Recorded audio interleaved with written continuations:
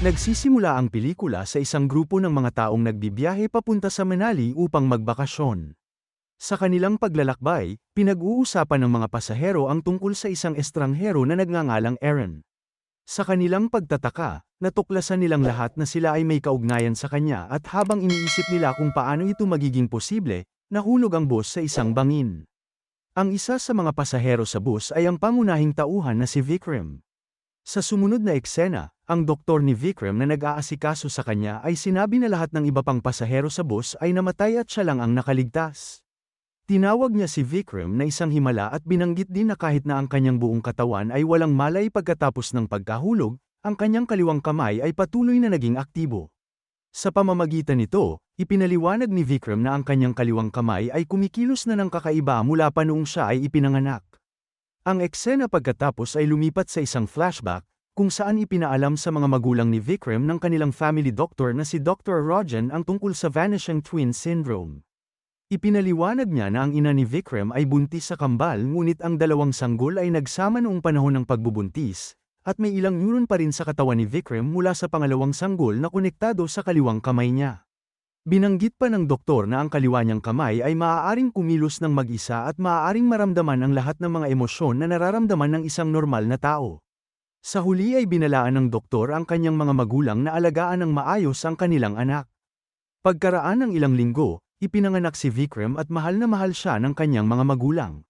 Dahil alam ng kanyang ina ang tungkol sa isa pang sanggol na naninirahan sa kaliwang kamay ni Vikram, itinuring niya ang kamay bilang kanyang pangalawang anak at ipinaramdam din dito ang lahat ng pagmamahal na ibinibigay niya kay Vikram.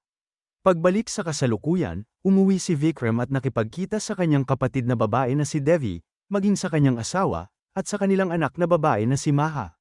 Naniniwala si Vikram na si Maha ay katulad din ng kanyang yumaong ina, kaya't sinisikap niyang matupad ang lahat ng kanyang kagustuhan at ang dalawa ay may magandang relasyon.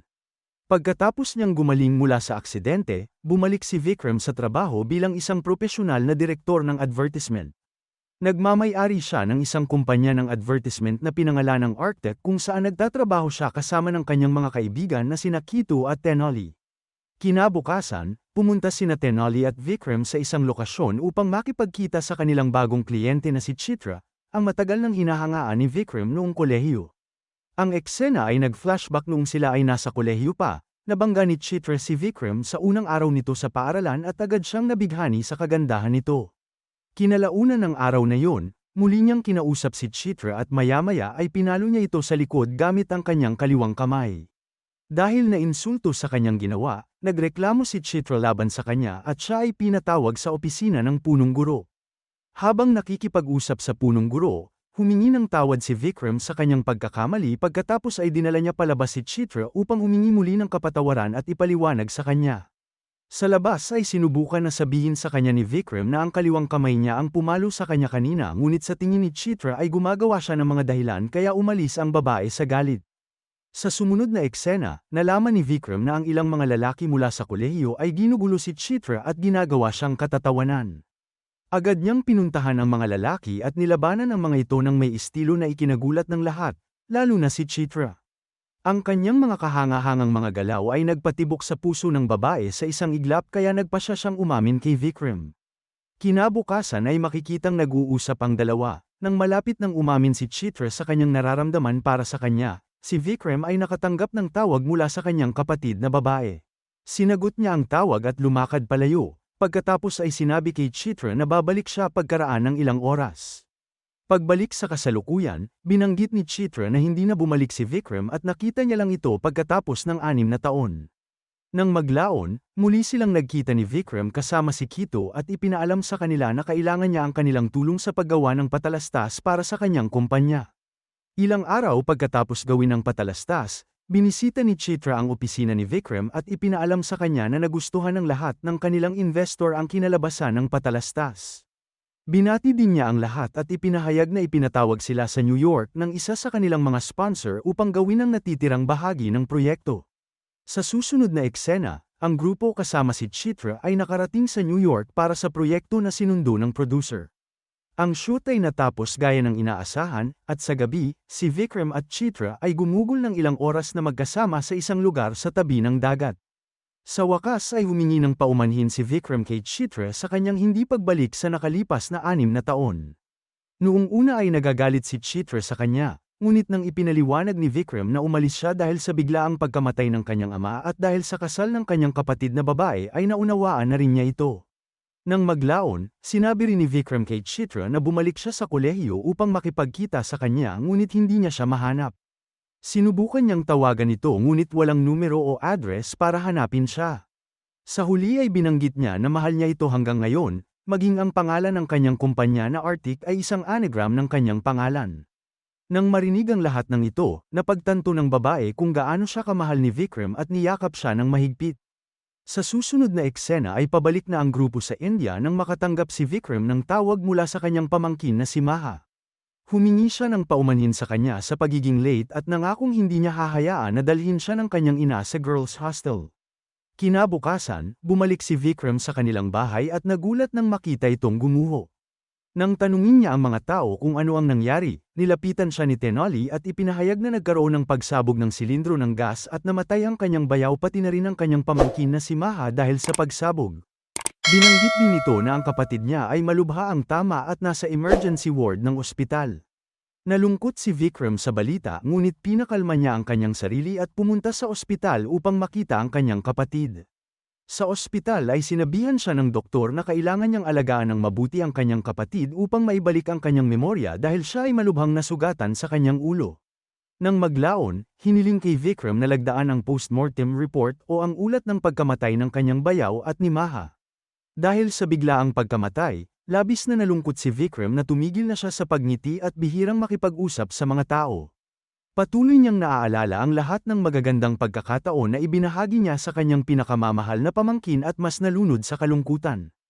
Isang araw habang nagluluksa sa kanyang opisina, nilapitan siya ni Chitra at iminungkahi na lumabas sila para kumain ng magkasama. Nang maglaon sa restaurant, sinubukan ni Chitra ang kanyang makakaya na mapasaya si Vikram ngunit siya ay nabigo. Ilang sandali pa, nang palabas na ang dalawa sa restaurant, napansin ni Vikram ang iba't ibang orasan na nakasabit sa dingding sa likod ng reception. Matapos tingnang mabuti ang pagkakaiba ng oras sa pagitan ng New Delhi at New York, napagtanto ni Vikram na buhay pa si Maha nang makausap siya nito bago umalis ng New York sa oras ng 4:00 ng hapon at sinabi sa ulat ng kanyang pagkamatay na namatay siya noong 3:15 ng hapon. Pagkatapos ay hinimok niya si Chitra na pumunta sa ospital at suriin muli ang ulat habang siya ay pupunta sa istasyon ng pulisya upang makipag-usap sa mga opisyal. Sa kanyang pagpunta sa istasyon, may naghagis ng pako sa dadaanan na naging dahilan upang mabutas ang lahat ng gulong ng kanyang sasakyan. Kasunod nito ay nakatanggap ng tawag si Vikram mula sa isang pribadong numero, kung saan ang kontrabida ng pelikula na si Aaron ay nakipag-usap sa kanya. Dito ay malalaman natin na si Maha ay dinukot. Binanggit din ni Aaron na siya ang nagtanim ng bomba sa bahay ni Devi at pinatay ang kanyang bayaw at malubha namang nasugatan si Devi. Samantala, may isang tao mula sa likuran ang sumubok na saksakin si Vikram ngunit ang kanyang kaliwang kamay ay napigilan ng pag-atake at pinatay ang lalaki sa mismong lugar. Sa susunod na eksena, pumunta si Vikram sa istasyon ng pulisya at sinubukan na tanungin ang pangalawang opisyal tungkol sa postmortem. Sa kasamaang palad, tumanggi ang opisyal na magbigay ng sagot at pinaalis sila.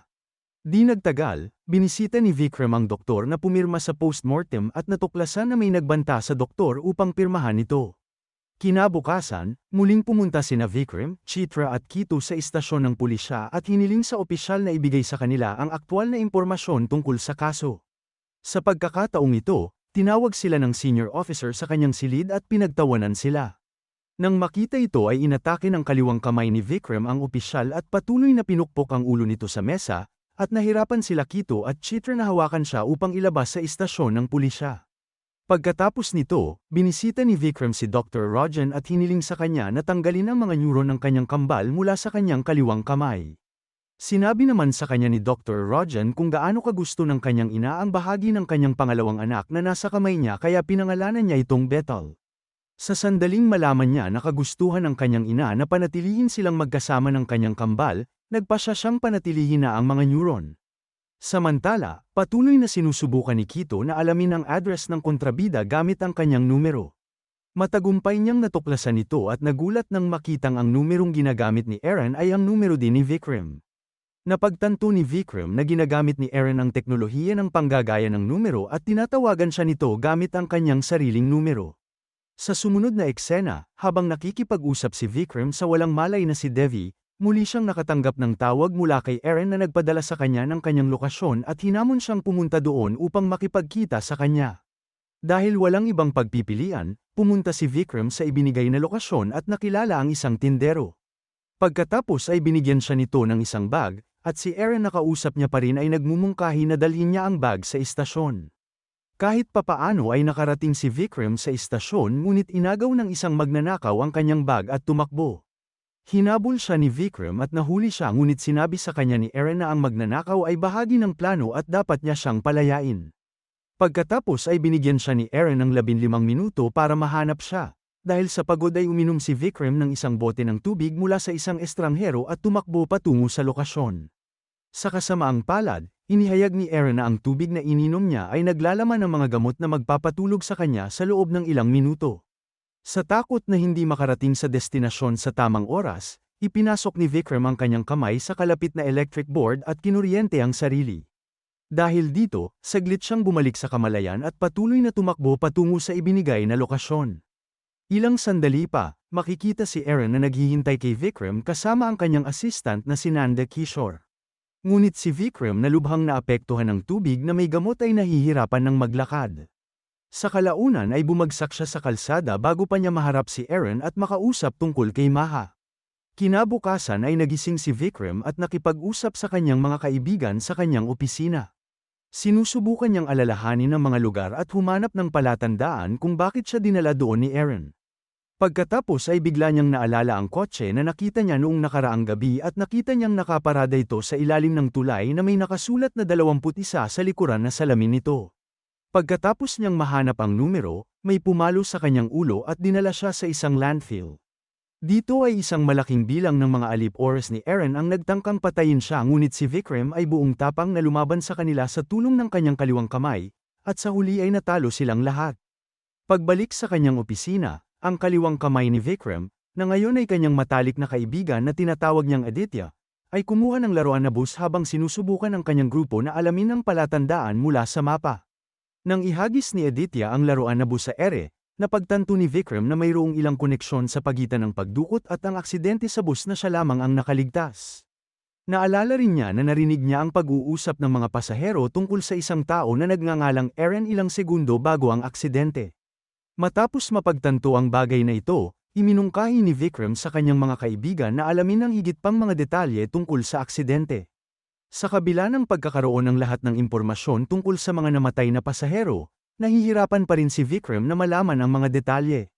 Pagkatapos ng ilang pag-iisip, naalala niyang binigkas ni Aaron ang isang linya na binabanggit sa mga seremonya sa kasal.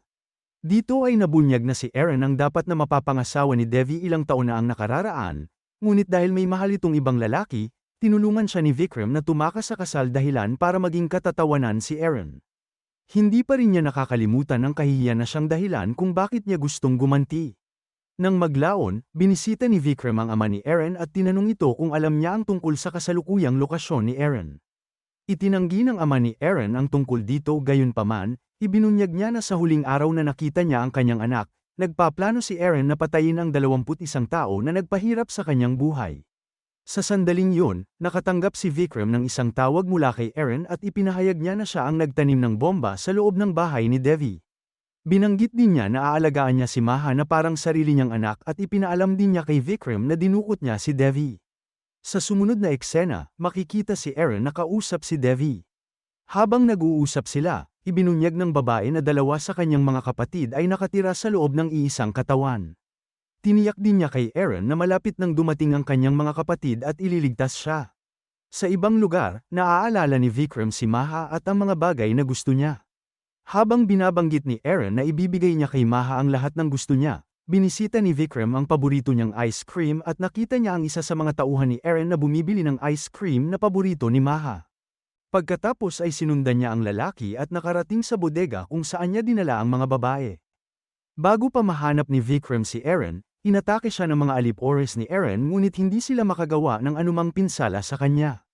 Sa kabila ng pagiging marami, nilabanan ni Vikram ang mga alip-oras at pinatumba ang bawat isa.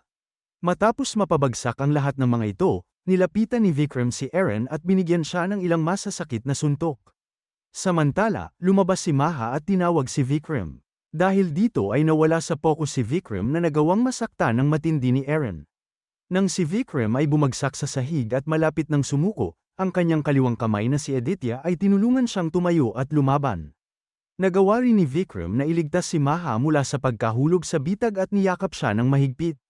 Sinubukan ni Eren na maghagis ng matalim na bakal patungo kay Vikram, ngunit nasalo ito ni Aditya at ibinato ito pabalik kay Eren kung saan tinamaan siya sa dibdib at agad na namatay. Sa huling eksena, ibinalik ni Vikram si Maha kay Devi at pinanood silang muling magyakap. Dito na nagtatapos ang kwento, sana ay nagustuhan mo ito. Kung hindi ka pa nakasubscribe ay mag-subscribe ka na upang matulungan mo ang channel na ito. Mag-comment ka na rin tungkol sa kwento. Salamat!